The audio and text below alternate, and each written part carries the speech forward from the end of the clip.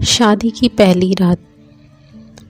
हम एक दूसरे को देखकर बड़ी देर हंसते रहे कि ये हमने क्या कर दिया है, लेकिन इन कहकहों के पीछे की फिक्रें हम दोनों के चेहरों से आया थी। शादी चूँकि जल्दबाजी और ख़ानदान वालों की नाराज़गी में हुई थी, सो मुंह दिखाई के पैसे मेरे पास नहीं थे। एक दोस्त से उधार पकड़कर सोने की एक हल्की सी अंगूठी उसे दी, जिसे उसने ये कहकर वापस कर दिया कि मैं तुम्हारे हालात से वाकिफ़ हूँ, जिन हालात में शादी हुई है उससे भी वाकिफ़ हूँ, सो जब खुद दिला सकोगे तब लूँगी। मैंने थोड़ा शर्मिंदा होते हुए पूछा कि अच्छा बताओ, तुम्हारी सबसे बड़ी ख्वाहिश क्या है? मैं किसी दिन वो ज़रूर पूरी करूँगा।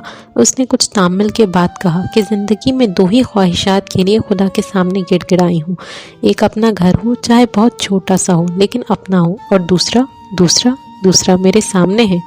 हम दोनों ने एक दूसरे का मुंह देखा और मुस्कुराने लगे।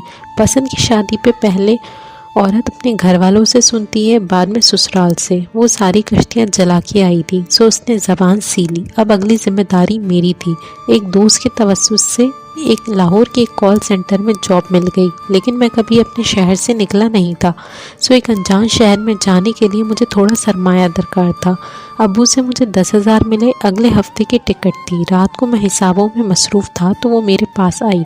इसने अपनी ज़ोर से बंद मुट्ठी खोली और मेरे सामने कर दी। मैंने कहा, तुम फिक्र ना करो, मेरे पास पैसे हैं, ये तुम अपने पास। यार, मुझसे झूठ ना बोला करो, मुझे पता है नहीं है। मैं खामोश हो गया, क्योंकि पैसों की ज़रूरत तो मुझे थी ही। वो मेरे पास बैठ गई और किसी मास्टर प्लानर की तरह मुझे समझाने लगी। मैंने एक प्लान सोचा है। क्या? तुम्हारी गंदम गांव से आती है ना? हाँ। तुम ऐसा करो, इन पैसों की गंदम ले आओ, घर के लिए भी लेनी है।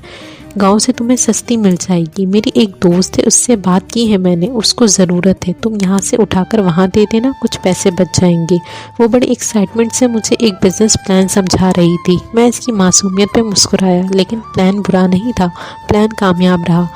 ये प्लान हमने घर वालों से मख्फी रखा। पैसे लेकर जब मैं घर आया तो रात को हम छोटे बच्चों की तरह पैसे गिन रहे थे, जैसे बच्चे वाला तोड़ने के बाद गिनते हैं, हत्ता कि इनको पूरा हिसाब होता है। हमें फ़ीमन 350 के हिसाब से 6,300 रुपये मुनाफा हुआ। ये हमारा पहला कामयाब बिजनेस था। 2,000 मैंने इसके मना करने के बावजूद इसके हाथ पे रखा, क्योंकि असूली तौर पर ये इसकी कमाई थी। अगले हफ्ते मैं उसे छोड़कर लाहौर निकल गया। लाहौर मेरे लिए अनजान था। कुछ दिन दोस्त के घर रहा, बाद में जब अपनी रिहाइश ढूंढनी पड़ी तो दाल रोटी का भाव पता चलने लगा। रिहाइश और माहाना खर्चों का हिसाब लगाया तो ये मेरी सोच से थोड़ा ज़्यादा था। पीछे मेरी एक मुंतज़िर बीवी भी थी, वो और एक तनख्वाह में मुझे मेरा गुजारा होता मुश्किल नज़र आ रहा था। पता नहीं ये इसकी मोहब्बत है या एहसास जिम्मेदारी। मैंने भी तहिया किया कि कुछ ना कुछ तो करूँगा ही। इसने अगर मेरे भरोसे सब छोड़ा है तो इसका भरोसा नहीं टूटने दे सकता। मैंने अपने कॉल सेंटर के करीब काम ढूंढना शुरू किया। इत्तेफाक से वहाँ एक रेस्टोरेंट में मुझे नौकरी मिल गई। होता अब ये था कि सुबह 7 से शाम 5 में कॉल सेंटर में था, वहाँ से आके सो जाता था, और रात 12 बजे से सुबह 6 नाइट शिफ्ट पे रेस्टोरेंट। वहाँ से मुझे 2 वक्त का खाना मिल जाता था, जिससे मेरा काफ़ी ख़र्चा बच जाता था। कॉल सेंटर की तनख्वाह 15,000 थी, जो कमीशन मिलाकर 25-26 बन जाता था, और रेस्टोरेंट वाले मुझे 8,000 देते थे। इस इजाफी काम का मैंने घर नहीं बताया था, वरना मेरी बीवी मुझे कभी ये ना करने देती। महीने बाद घर गया तो 12,000 इसके हाथ में रख दिए। इसने चमकती आंखों के साथ 3 दफ़ा गिनती की, फिर इन्हें 2 दफ़ा चूमा और नमनाक आंखों के साथ अपनी अटैची के इसमें अपना हक समझकर रख लिए। इसकी वो खुशी मेरे लिए कायनात की सबसे महबूब शय थी। मैं उसे अपने साथ ले जाना चाहता था, लेकिन मेरे वहाँ के हालात इस चीज़ की इजाज़त नहीं देते थे। इसने भी बुर्दबारी की इंतहा करते हुए खुद ही मना कर दिया। इसकी दुआएं थी या इसका रिस्क। 2 माह में मुझे एक फर्म में नौकरी मिल गई। यहाँ मेरी तनख्वाह 40,000 थी, जो मेरी सोच और ज़रूरियात के हिसाब से काफ़ी ज़्यादा था। मेहनत की आदत मुझे पहले ही थी, सो फारिग वक्त में मैंने एक पैकिंग कंपनी में नाइट शिफ्ट में नौकरी कर ली। ये काम रेस्टोरेंट से काफ़ी बेहतर और साफ़ सुथरा था, और तनख्वाह भी मुनासिब थी। इस नौकरी का मैंने इसे नहीं बताया कि इसको सरप्राइज़ दूंगा। इस दफ़ा मैं 2 माह बाद घर गया। इसकी सालगिरह थी और घर वालों के सामने हम इंतहा के मिसले थे, इनको कुछ नहीं बताते थे। सालगिरह पे एक छोटा सा केक हम 7 लोगों में तकसीम हुआ। रात को हम जब कमरे में अकेले हुए तो इसे एक डब्बा पकड़ा दिया। इसने खुशी और हैरत से इसे उलट पुलट कर देखा और पूछा, क्या है इसमें? खुद ही देख लो।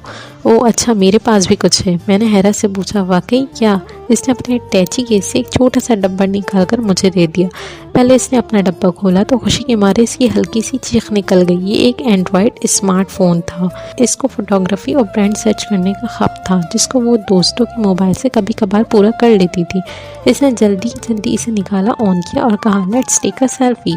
और ये हमारी एक साथ पहनी बाकायदा फ़ोटो थी। अब मेरी बारी थी। मैंने गिफ्ट खोलना शुरू किया। ये G-Shock की एक स्पोर्ट्स वॉच थी। इसे मेरी ख्वाहिशात का बखूबी इल्म था। ये काफ़ी महंगी थी, जिसकी मैंने ज़िंदगी में हमेशा बस ख्वाहिश की थी।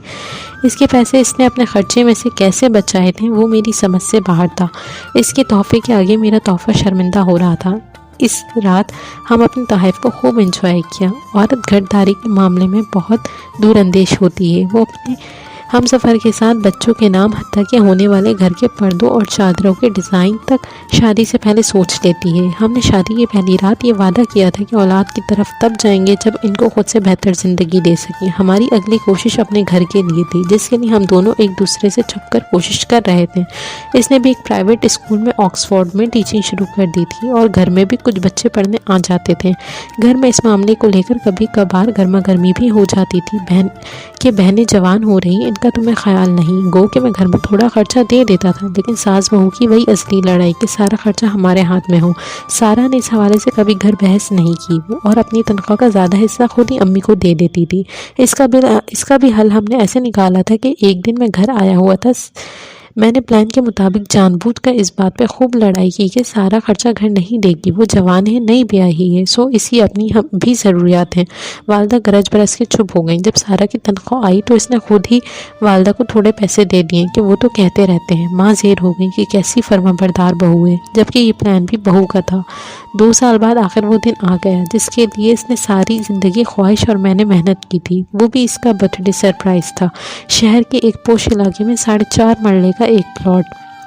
इसको जब मैंने बताया कि ये तुम्हारा है तो ज़िंदगी में पहली दफ़ा मेरे सामने वो धाड़े मार मार के रोई, जैसे ये सब आंसू इसने इस दिन के लिए बचा रखे थे। हम काफ़ी देर खाली प्लॉट में मिट्टी पे एक दूसरे का हाथ पकड़े बैठे रहे।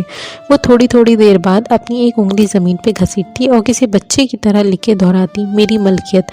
ज़िंदगी अब ट्रैक पे आ चुकी थी। जिस दिन मुझे इसकी प्रेगनेंसी का पता चला उस दिन मैं पागलों की तरह खुश था। हमने घर का काम, बच्चों के कपड़े और पता नहीं क्या क्या प्लान करना शुरू कर दिया। एक रात इसकी तबीयत मामूल से ज़्यादा ख़राब हुई। मैं अपनी ज़िंदगी में सारा को लेकर कभी नहीं डरा, उस वक्त भी नहीं जब पूरे ख़ानदान के सामने अकेला खड़ा था। लेकिन ज़िंदगी में पहली दफ़ा इसकी इस हालत ने मेरी रूह निचोड़ के रख दी। मैं इसे अस्पताल लेके भागा। मेरी हालत ये थी कि शर्ट पहनी थी जिसके बटन बंद नहीं थे और मैं नंगे पैर अस्पताल में इसको उठा कर भाग रहा था। इसकी हालत ख़राब थी। डॉक्टरों ने एक ज़िंदगी बचाने का ऑप्शन दिया था, जिसका जवाब वाज़ेह था। मैं वार्ड के बाहर फर्श पे घुटनों के बल बैठा अल्लाह ताला से इसकी ज़िंदगी की भीख मांग रहा था, लेकिन खुदा को कुछ और मंजूर था। इसने सारा के लिए बेहतर घर चुन रखा था। वो एक बेटी का तोहफा देकर मुझे दगा दे गई। इसका तोहफा हमेशा की तरह मेरे सारे तोहफ़े पे भारी था। आज भी मैं अपनी बेटी को जब इस पोश इलाके में खूबसूरत प्लॉट के पास इसकी माँ से मिलवाने ले जाता हूँ तो वो मुझसे अक्सर पूछती है कि बाबा मामा यहाँ सबसे अलग क्यों रहती हैं। मैं उसे हमेशा टाल देता हूँ कि मैं इसे किस तरह बताऊँ कि उसी का घर है, ये उसी की मलकियत है जिस पे इसके अलावा किसी का हक नहीं।